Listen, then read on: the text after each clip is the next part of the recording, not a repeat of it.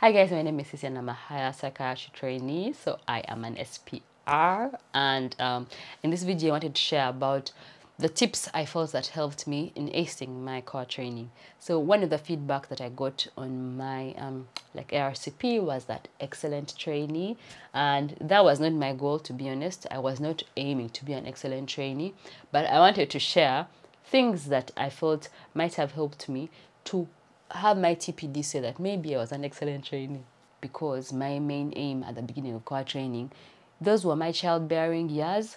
So I was trying to conceive, for instance, sooner had I started core training than I was trying to conceive. I had my second baby, because I had one before starting core training, and then I had my third baby. And so that's why it took me a while. I was in core training for a while because I was busy having kids.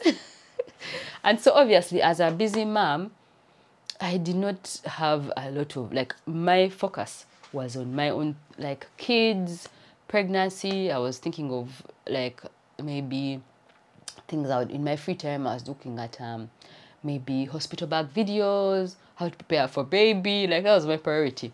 But anyway, I also have a natural tendency to want to be the best and to really do, like, excellent things. And I think it's because of how I was raised. I was conditioned, I would say I was conditioned to try and do maximum. Like I think, like most doctors, is that you want to be the best in class, the best in, like, everything. So I just remembered when I was around, from maybe 10 years old, 11, 12, like P6, P7, P5 even, my mom used to give me 500 Uganda shillings if I get 85% and above. And she would give me 1,000 Uganda shillings if I get above 90%. So obviously, I wanted to get 1,000 shillings, or I wanted the money, because then I would buy chocolates. I used to buy Cadbury chocolates, and at that time, a Cadbury chocolate, the small size, was 500 shillings, and the big one, the long bar, was 1,000 shillings.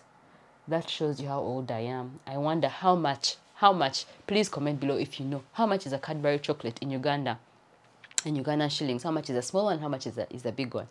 So anyway, I always wanted to do, like, excellent everything, which is also a recipe for burnout. So if you have a tendency to do that, beware where you're pushing yourself too much, and where you might be looking for a lot of, I guess, external validation. Because I think that's another problem with being raised in that way, is that you end up looking a lot for external validation, and when actually it should be internal. You should do things because you want to. So actually, more recently, I'm trying to calm down, relax, not say yes to everything, not do everything, and try and just do what I need to do. So anyway, I feel like I have really gone off topic, but I think it's all related. The main thing, so if I could get to the advice, is number one, always try and keep on top of your workplace-based assessments, and try and do the minimum. So for me, I was not trying to do more. For instance, you have to do, I think, 4 CBDs per year. So I would have to do my CBDs at least. It's easy to have the 4 CBDs even in 6 months, depending on the job. There's jobs where it's easy to get workplace-based assessments, and there's jobs where it's not. But a lot of times it is you who has to say, oh, please, can I get a workplace-based assessment? Can this be a CBD? Because you're always discussing patients with a consultant, but you can say, can I have a CBD? And then they won't mind. You've discussed the patient anyway, get a CBD out of it. You've discussed the patient anyway, get a mini cakes out of it. Sorry, a mini ACE. So it can be an assessment of, like, the history taking, how you took your history, or how you've done your management plan. So you can always find a way to make it into the workplace-based assessment that you want, as long as you talk to your consultant if they're happy to do it. So keep on top of your workplace-based assessments. I always do a reflection at least. I try and do at least once every 2 weeks, because at the end of the year, they want you to have 12 minimum, or roughly. So keep on top of that. Make sure you have a leader form done. So for KSS, we do have a leader form every single year. So I try and cram in as many workplace-based assessments as I can in my first placement, because I don't want the end to reach and then now I'm struggling. The next thing is to make sure you do an audit or a quality improvement project at least every year. I think you know it's compulsory anyway. So for me, what I did is that as soon as I joined the job, it's part of my PDP. It has to be part of a PDP. It's even compulsory. But what I do is that I ask the consultants, because usually they have their own ideas of things they want to be done and they want someone to help them do it. So that's what I did. I always did whatever it is they wanted me to do. So if they're doing an audit on something, I'm like, yeah, can I help you with that? I'm like, yeah. And yeah, I never came up with my own original ideas. I just did whatever the consultant wanted because I just found it easy. I remember my priority was my life outside work anyway. Once you do an audit, then submit it to conferences. There's conferences you can check out over at the Royal College of Psychiatrists. Just go and search. There's the International Congress. There's Quality Improvement Project. There's General Adult Conference. There's perinatal conference. There's so many conferences, and if your audit happens to be related to any of those other fields, you can submit it, because when you submit it, then you get a poster presentation which will help you in your applications. Sometimes you might be asked to actually do a presentation, like I was asked to do a presentation once. That also is going to help you in other things, and you can also submit on your portfolio, and these are the things that make you stand out as a trainee. The next thing is take up some leadership. Be a leader in some way. So I would advise to be a core trainee rep, because I was a core trainee rep only for my last 6 months, but I found it really interesting because you attend all these meetings, you get to meet all these people you wouldn't meet, and then you get to find out what it actually takes to run a training program, the behind the scenes kind of things. And for me, I already am interested in leadership anyway, and I'm interested in like going beyond. I like to look beyond the biological basis of disease, to look at the social, economic, and political causation of illness, hashtag SocialMed. So I feel like it's helpful anyway. So try and be a leader in some way, because then you get to know the people who make the decisions that affect you as a trainee, and then you can also influence change like that. If you like this video up to this point, give it a like. That really supports my channel, and it's the least you can do if you're liking the video. Thank you. The next thing I would do is aim to do an exam at least a year. So because for me I had maternity leaves within my core training, I actually took 4.5 years. So I had more time. But if you're still having the regular 3 years, and you can still aim to do at least one exam a year, I think that it becomes more manageable. Or if you don't mind or you like pressure, you can also fix them all into a shorter period. I think it's doable, especially if you don't have kids, if you maybe, yeah, mostly if you don't have kids, I think. I'm sorry, I know people who don't have kids are also busy, but I think once you do have kids, then it's so much more busier. But if you don't have kids, please make use of that time and try and study for the exams. If you do happen to be pregnant or breastfeeding, take advantage of being pregnant and breastfeeding, because there are a few perks of being pregnant, but and there are lots of like problems, and you're uncomfortable, and you might be nauseous, and there's all these things. So there are few advantages you have. Take advantage of them. So for instance, go off the on-call rota. I went off the on-call rota when I was pregnant. I went off the on-call rota when I was breastfeeding for at least the first year of, like, until my child is at least 1 year. I was not on the on-call rota. That really helps you because, first of all, you get more experience in your day job because you're going to work Monday to Friday, and you get more experience in the actual job, because when you're on call, it's more of service provision. You're not actually learning as much. You're being called to prescribe paracetamol, sleeping tablets, lorazepam. Like, at the end of the day, you don't learn as much when you're on call, is my experience anyway. If you are planning to get pregnant, try and prepare financially in advance. Try and work extra shifts. Try and get as much money as you can, so that you can take off as much time as you can when your baby arrives. So for me, I was able to do that and save more money so that I could take off more time. And so that's how I took off 9 months out, because the maternity pay is only like, it's only reasonable for like the first 6 months, and then after that it's almost nothing. And then I also used my annual leave. So I've made videos on how much I was paid exactly on maternity leave. I've also made a video on how to try and set your dates for conception in order to qualify for the maximum maternity pay as well, which I will link below. You can go check those out too. The next thing is to make use of your study leave. Make use of your study leave. All trainees have 30 days study leave per year. And if you're still a core trainee, then you have a lot of these days taken up in the MRCSI course. But then there's other days, like those MRCSI course days are not that many. They might be like 15, then you have 15 other days.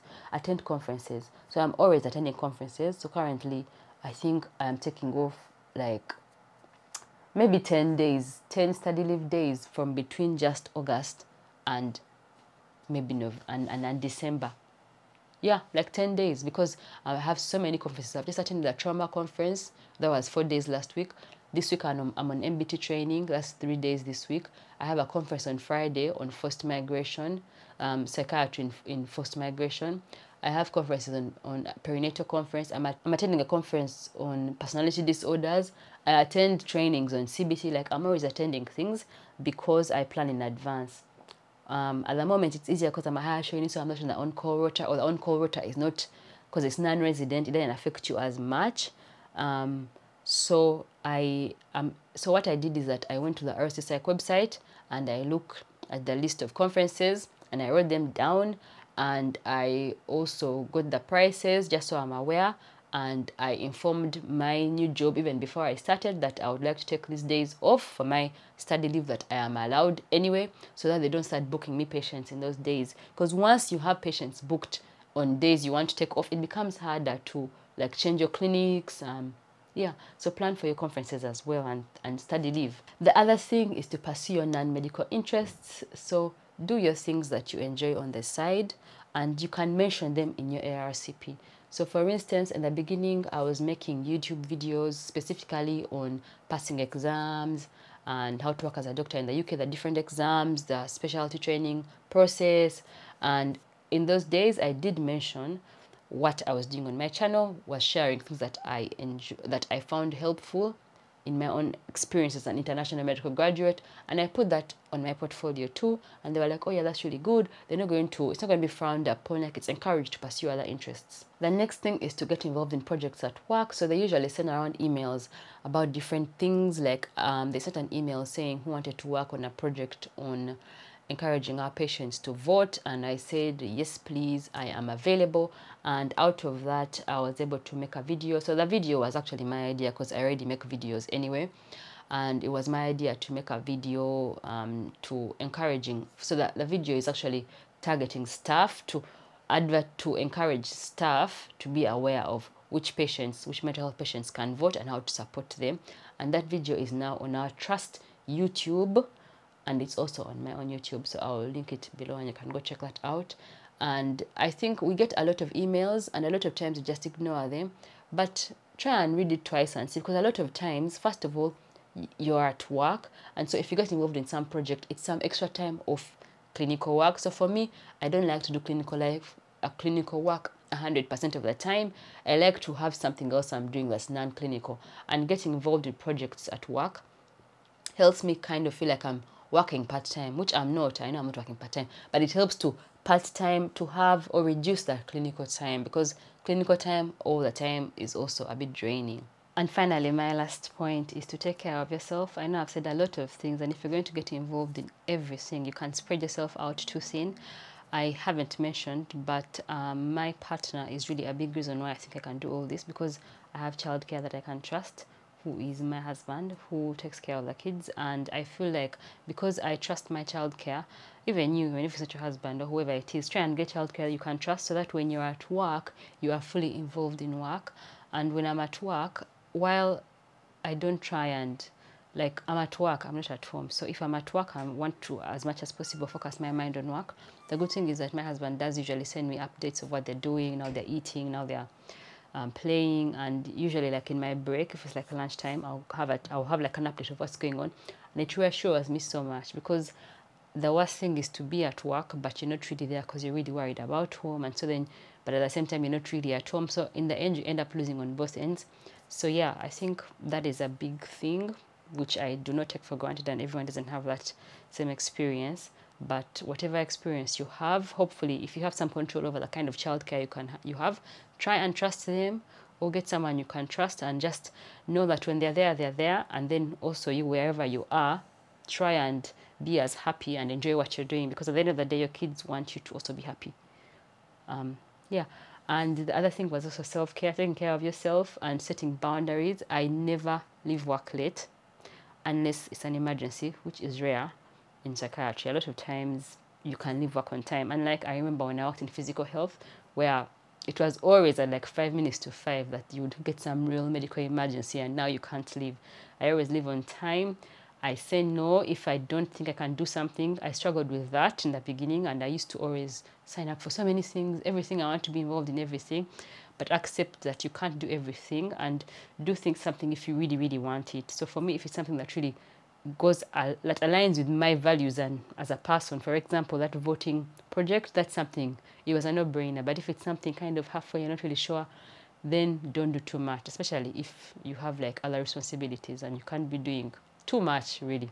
I hope you found that helpful. I know I've talked a lot, but if you want to know the process of applying for higher psychiatry training, then watch this video here, and I do recommend you watch it even while you're still a core trainee, because a lot of those things you want to start them earlier on in the process. Thanks, guys.